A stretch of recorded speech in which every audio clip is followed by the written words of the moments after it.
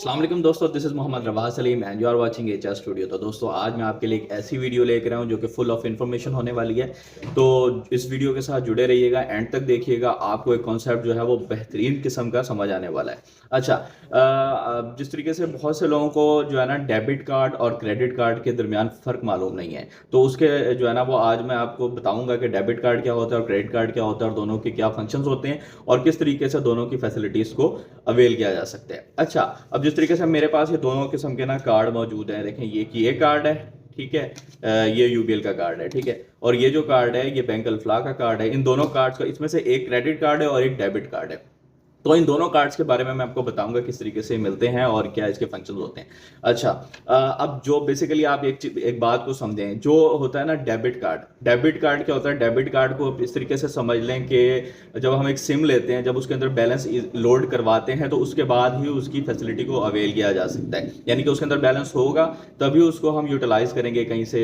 यानी कि अगर हमारे पास डेबिट कार्ड के अंदर बैलेंस होगा तो हम उसको एटीएम से विड्रॉ कर लेंगे, कहीं पॉइंट ऑफ सेल के ऊपर कोई शॉपिंग कर लेंगे या ऑनलाइन किसी चीज़ की परचेजिंग कर लेंगे। तो ये तब मुमकिन है जब उसके अंदर ऑलरेडी बैलेंस होगा। और ये किस तरीके से मिलता है डेबिट कार्ड, सबको पता है। जिस तरीके से आप किसी भी बैंक में जाते हैं और बैंक में जाने के बाद कहते हैं कि मैंने अकाउंट ओपन करवाना है, वो आपका अकाउंट ओपन करते हैं, ठीक है। उसमें आप बैलेंस डलवाते हैं, अकाउंट के अंदर अपना क्रेडिट करवाते हैं बैलेंस, और बैलेंस के नतीजे में वो आपको अपना एक फैसिलिटी देते हैं जिसको वो एटीएम कार्ड या डेबिट कार्ड का नाम देते हैं, ठीक है। तो डेबिट कार्ड फिर जब आपके पास होता है तो आपके अकाउंट में जितना भी बैलेंस होता है आप उसको एटीएम से विड्रॉ करवा सकते हैं कैश की सूरत में, या आप उसको ऑनलाइन परचेजिंग में आप उसको यूज़ कर सकते हैं, या पॉइंट ऑफ सेल में कहीं स्वाइप करके वहाँ पर भी शॉपिंग कर सकते हैं। तो इस तरह डिफरेंट फंक्शंस हैं, लेकिन उसके लिए ज़रूरी ये है कि आपका बैंक में अकाउंट हो और उस अकाउंट में पैसे हों, ऑलरेडी मौजूद हो। जब वो खत्म हो जाएगा तो उसके बाद उस कार्ड की वैल्यू नहीं रहेगी, यानी कि उसके लिए फिर आपको दोबारा उस अकाउंट में बैलेंस डलवाना पड़ेगा, तभी आप उसको यूटिलाइज कर सकते हैं। लेकिन इसके बरअक्स अगर इसको दूसरे कंसेप्ट को समझा जाए, अच्छा ये जो है ना ये डेबिट कार्ड है, ठीक है, जो बैंक आपको फ्राहम करता है, ठीक है। ये डेबिट कार्ड है, ये यूबीएल का कार्ड है, डेबिट कार्ड है। इसको हम इजी लोड या प्रीपेड कार्ड भी कहा जा सकता है, ठीक है ना। पहले इसमें डलवाएंगे तभी इसको यूटिलाइज करेंगे। इसके बरक्स हमारे पास दूसरी एक फैसिलिटी है जो बैंक हमने देता है, वो क्रेडिट कार्ड के नाम से। अब क्रेडिट कार्ड का क्या फंक्शन है, क्रेडिट कार्ड के लिए जरूरी नहीं है कि आपका बैंक में अकाउंट हो, ठीक है। अच्छा, लेकिन फिर ये किस तरीके से मिलेगा, इसका कंसेप्ट ये है कि क्रेडिट कार्ड जो है ना डेबिट कार्ड की तरह नहीं है कि पहले उसके अंदर बैलेंस डलवाएंगे तब उसको यूटिलाइज करेंगे।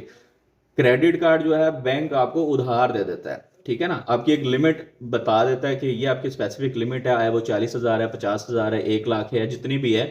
वो आपके सोर्स ऑफ इनकम को देखते हुए कि आप कितना कमाते हैं, कितना आप उधार उनका वापस कर सकते हैं, ठीक है। वो वक्तन फवक्तन लिमिट रिवाइज करके बढ़ा भी देते हैं आपकी क्रेडिट हिस्ट्री को देखते हुए, लेकिन इनिशियली वो कम ही रखते हैं, 40-50,000 या 1 लाख रुपए। तो नॉर्मली क्या होता है कि इसके लिए ज़रूरी नहीं कि आपका अकाउंट हो, वो आपकी जो है वो इनकम स्टेटमेंट को देखते हुए, किसी बैंक अकाउंट की स्टेटमेंट को देखते हुए आपको क्रेडिट कार्ड इशू कर देते हैं, ठीक है। अब क्रेडिट कार्ड इशू करते हैं तो क्रेडिट कार्ड की एक लिमिट सेट कर दी जाती है। मिसाल के तौर पर 50,000 एक बंदे की लिमिट है, तो वो पूरे महीने में 50,000 की जहां से मर्जी जितनी मर्जी शॉपिंग कर ले, ठीक है। पॉइंट ऑफ सेल से ऑनलाइन परचेजिंग कर ले, फूड पांडा की पेमेंट कर दे, दराज से शॉपिंग कर ले, या कहीं पे भी, यानी कि जो आप डिफरेंट मेडिकल स्टोर्स पे, पंप्स पे या कहीं भी जाते हैं तो वहाँ पे स्वाइप कर लेते हैं, अपनी कोई भी चीज़ परचेज की और स्वाइप करके वहाँ से कटवा दिया। तो उस पर क्या होता है कि आपके पास तकरीबन कन्वेशन आप लगा लें तो जो है वो 50 डेज का वाया होता है कि आज आपने अगर आज परचेजिंग की तो 50 डेज के अंदर आपने उसको पेमेंट पे बैक करनी है, ठीक है। यानी कि अगर 10,000 की शॉपिंग की है आपने, पूरे 50,000 यूटिलाइज नहीं किए, तो आपने 10,000 ही पे करने हैं। आपको 1% भी ऊपर इंटरेस्ट नहीं है इसके ऊपर, फ्री ऑफ कॉस्ट सर्विस है।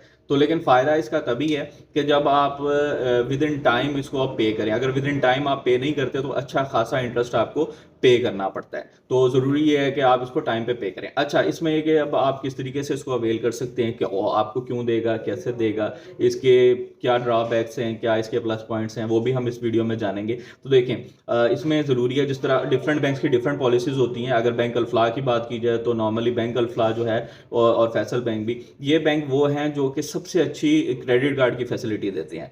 बैंक अल्फला के 0% मार्कअप है, एक भी परसेंट ऊपर मार्कअप नहीं लेते किसी भी चीज़ के ऊपर। हाँ, लेकिन इसमें एक चीज़ ज़रूरी मैं ऐड करना चाहता हूँ कि जिस तरह डेबिट कार्ड में हम, यानी कि एटीएम कार्ड के अंदर हम एटीएम की फैसिलिटी यूज़ करते हैं, अपने कार्ड को यूज़ करते हुए एटीएम से कैश विड्रॉ करवा लेते हैं। क्रेडिट कार्ड के अंदर ये फैसिलिटी नहीं है। आप इसको यूज़ करते हुए एटीएम से कैश विड्रॉ नहीं करवा सकते। आप इसमें दो काम कर सकते हैं, या पॉइंट ऑफ सेल से कार्ड स्वाइप करके अपनी परचेजिंग कर सकते हैं, या ऑनलाइन परचेजिंग कर सकते हैं किसी भी वेब स्टोर से, वेबसाइट से, ठीक है ना, ई कॉमर्स की वेबसाइट से, तो वहाँ से करते हैं। अगर आप इनकेस अगर एटीएम से कैश विड्रॉ करवाते हैं या इस तरह से बैलेंस इस तरह करते हैं तो वो आपको अच्छे खासे चार्जेस पे करने पड़ते हैं फिर बैंक को, ठीक है। लेकिन और भी दूसरे बहुत सारे तरीके कार हैं, वो आप कमेंट सेक्शन में पूछ सकते हैं कि किस तरीके से क्रेडिट कार्ड से पैसे विड्रॉ करवाए जा सकते हैं। वो फिर शॉर्टकट्स और टिप्स और जो वो मैं आपको ऐसे देसी टोटके बताऊंगा, जिससे आप अगर आपकी ₹1,00,000 की लिमिट है वो ₹1,00,000 आप निकाल के यूटिलाइज कर सकते हैं, कि इन्वेस्ट कर सकते हैं, किसी भी इमरजेंसी की सूरत में कैश की सूरत में आपके पास आ जाएंगे और वो आप कर सकते हैं without any cost, without any fee, ठीक है। तो ये मैं आपको शॉर्ट टिप बताऊंगा, लेकिन वो कमेंट के अंदर बताऊंगा, ठीक है, वो वहां पे आप मुझसे पूछिएगा। तो ये चीज़ है। अच्छा, ये क्रेडिट कार्ड को हासिल किस तरह करना है, सिंपल से आप बात है, आप किसी भी बैंक में चले जाएं जो क्रेडिट कार्ड की फैसिलिटी देता है, जैसे बैंक अल्फ्लाई और बहुत सारे बैंक देते हैं। तो मैं तो आपको ये सजेस्ट करूंगा, मैं काफ़ी सालों से बैंक अल्फ्लाई का यूज़ कर रहा हूँ, तो आप बैंक अल्फ्लाई का यूज़ कर लें, नहीं तो आप कहीं भी जा सकते हैं, आप 2-4 बैंक विजिट करें, उनकी पॉलिसीज़ को समझें, देखें वो क्या आपको फैसिलिटेट करते हैं, और जो आपको बेटर लगे वहाँ पर आप चूज़ करें क्रेडिट कार्ड की फैसिलिटी अवेल करने की। अच्छा ऑप्शन है, बहुत अच्छा ऑप्शन है, आपके पास होना चाहिए मेरे ख्याल से। तो अच्छा होगा क्या कि अल्फ्ला का ये है कि मिनिमम 50,000 सैलरी हो तो फिर ही वो क्रेडिट कार्ड की फैसिलिटी किसी को देते हैं। 50,000 से अगर किसी की सैलरी नीचे है तो वो एलिजिबल ही नहीं है इसके लिए। तो 3 महीने की बैंक स्टेटमेंट चाहिए आपकी, जहाँ पे आपकी सैलरी क्रेडिट होती है, आपकी सैलरी स्लिप चाहिए 1 महीने की, ठीक है, और आपकी आईडी कार्ड की कॉपी चाहिए, और साथ में एक गवाह की ऐसे की जो आपकी यानी कि कह रहे हैं गारंटी देता हो, ठीक है, उस सिटी का, और रेजिडेंट हो, आपका कोई लोकल कोई दोस्त है, बाप हो सकता है, कोई रिश्तेदार हो सकता है।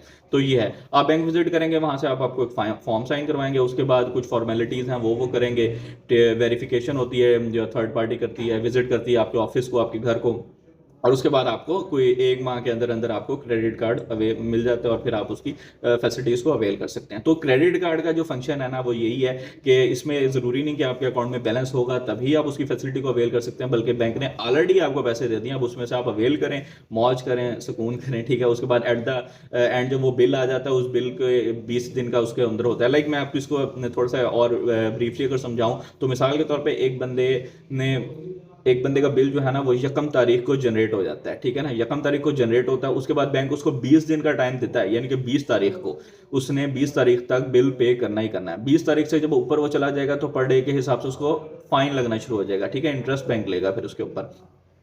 20 तारीख से पहले पहले उसको अगर पे कर देता है तो कोई फीस नहीं है, कोई चार्जेस नहीं है, फ्री ऑफ कॉस्ट है। और बैंक अल्फ्ला का तो एक एनुअल चार्जेस भी नहीं है, जिस तरह आप एटीएम कार्ड की फैसिलिटी लेते हैं तो बैंक तकरीबन कुछ 1400, 1600, 1800 डिफरेंट वेरिएशन हैं कार्ड के, उसके मुताबिक आपको एनुअल फी भी चार्ज करता है। बैंक अल्फा का क्रेडिट कार्ड आपको कोई एनुअल फी भी चार्ज नहीं करता, ठीक है, फ्री ऑफ कॉस्ट सर्विस दे रहा है। वो क्यों दे रहा है, वो भी एक है कि भाई उसके मतलब एक फ्री सर्विस दे के आपको, क्योंकि वो आप फिर बैंक विजिट करते हैं, आना जाना लगा रहता है, तो एक आप बैंक के साथ जुड़ जाते हैं, वो उनकी फ्री एक पब्लिसिटी भी है, एक सर्विस फ्री दे के कई सारी और सर्विसेज वो पेड सर्विसेज वो आपको सेल कर रहे हैं साथ में, ठीक है। आपसे पूछ लेते हैं जी कार ले लें हमसे, ठीक है ना, वो वहाँ से कमा लेते हैं, अकाउंट भी हमारे पास खुलवा लें, ठीक है, वो वहाँ डिपॉजिट देते हैं, और भी 100 तरह की सर्विसेज वो साथ में यानी कि वो सेल कर रहे हैं आपको, ठीक है। अगर आप नहीं कर लेना चाहते तो अलग बात है, ये सर्विस अच्छी है। बहरहाल जो क्रेडिट कार्ड की सर्विस है ये आप ज़रूर लें, ये बड़ी अच्छी है।